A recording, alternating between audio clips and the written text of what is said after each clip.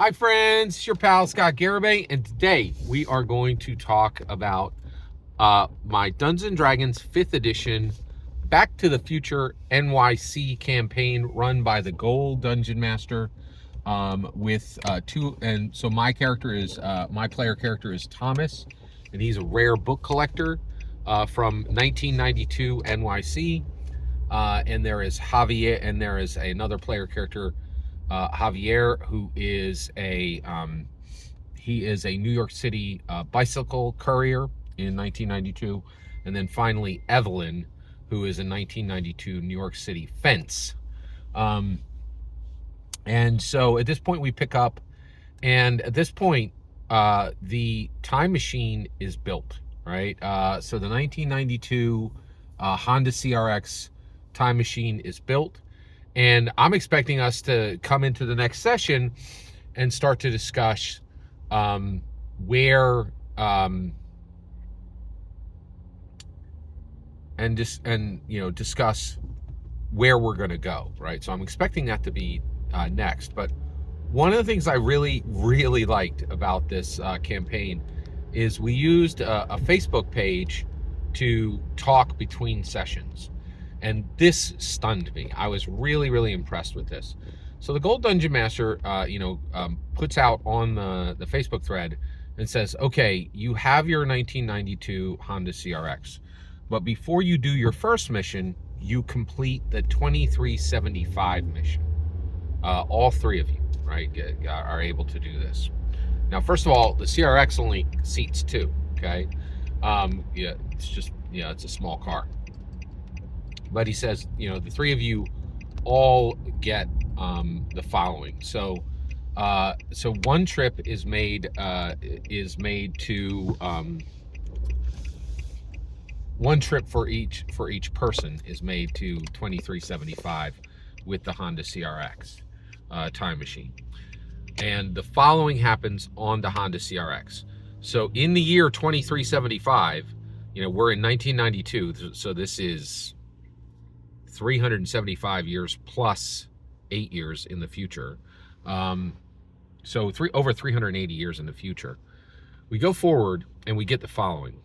On the Honda CRX, we get the hover conversion kit. Now this was done on the DeLorean in the show, and the DeLorean can then fly, right? So not only can it drive like a regular car, but it can also fly.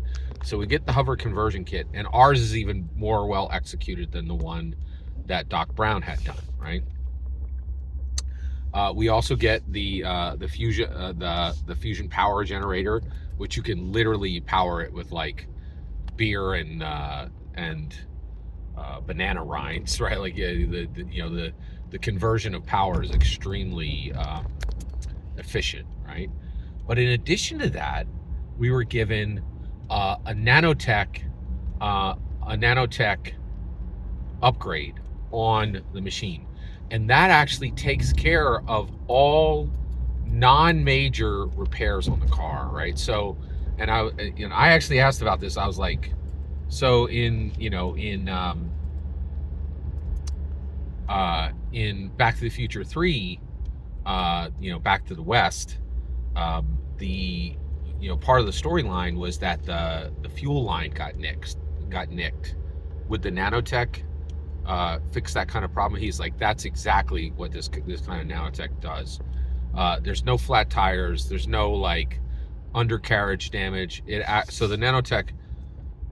So first of all, there's a titanium roll bar kit installed, and then the nanotech automatically fixes any kind of minor repair, right, on the car. And I was like, whoa, I was very impressed with this, right?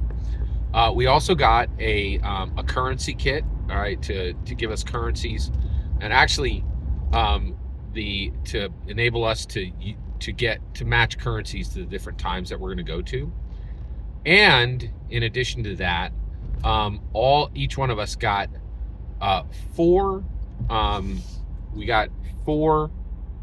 personal upgrades, physical personal body upgrades. Okay, so we got a rejuvenation node. So this is an implant that keeps us healthy, helps us resist um, helps us resist disease, as well as keeps us healthier so that we don't transmit diseases, and also identifies diseases within our body and does automatic cures for everything that's automatically curable within 2375. So in a rejuvenation module, and then also, and so all three of our player characters got the personal body rejuvenation nodule, rejuvenation node, excuse me, which is an implant, and then a language node for both hearing, for automatic, for translation, a language translation node. That's two implants. One near the ear, which actually translates whatever we're hearing, and then another that when we speak, it changes the auditory projection, from our mouths, so that it speaks in whatever language we're currently at, right? So it reads, so as soon as we hear any kind of language, the translation immediately begins. And then when we speak, the auditory translation is done for us, so that in our own voice, it actually projects the language that's being spoken in the era. I was absolutely stunned with this. And the reason why, well, and so the Dungeon Master is like, you guys, I'm sorry, two more, right? Get this. So then the Dungeon Master is like, hey, not only do you get these two personal body implant, these two body implant systems, the language is a system and the rejuvenation is a system. But in addition to that, you get two additional implants that you can name later in the campaign. You can reveal any upgrades you want during any of the future sessions, right? And we're like, what do you mean by that? And he's like, okay. So, and then he brought over the D20 Modern book and said, there are essentially cybernetics, and there's cyberware and bioware in here. And as soon as he said cyberware and bioware, I'm like, well, could we even be looking at Cyberpunk Red or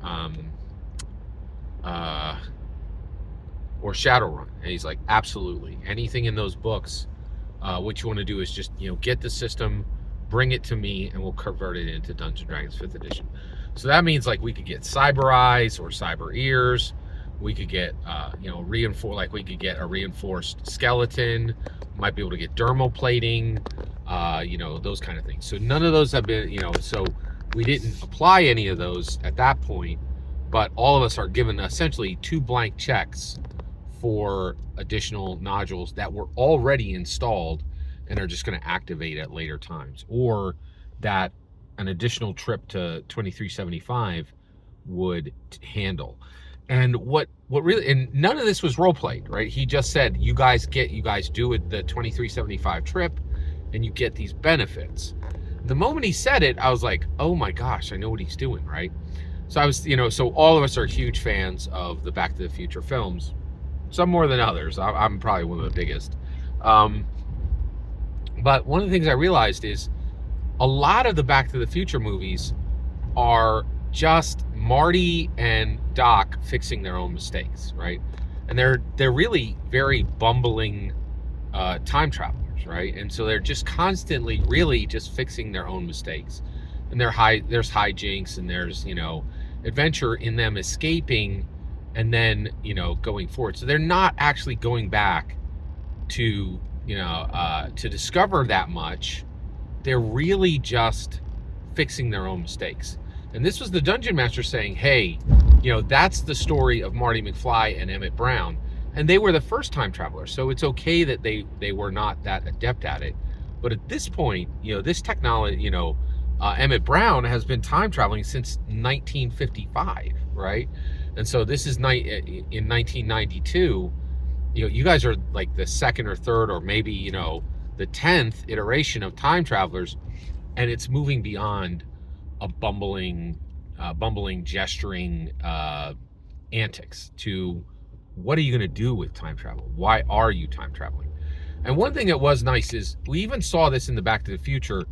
Back to the Future 1, Back to the Future 2 is literally them just fixing their own problems. And even a good bit of Back to the Future 3 is the same way. But in Back to the Future, Emmett Brown really is living in the Old West, and he's made a life for himself there. And he's living there with purpose, right? And he is doing what the time machine was built to do, which is to explore that time and discover what it was like to live in that time and to take things back, right? Like, Clara, to not just worry about the ramifications of time travel, but actually benefit from time travel and do temporal discovery. I was really blown away with this, and it really set up the rest of the campaign for super exciting interactions, and I was just really, really thrilled. Every single word you just heard in this video is my humble opinion, nothing more, nothing less. The important part is when I get to hear your humble opinion. When you get in the comments and send your traffic, please consider liking and subscribing, and have a fetch millennium.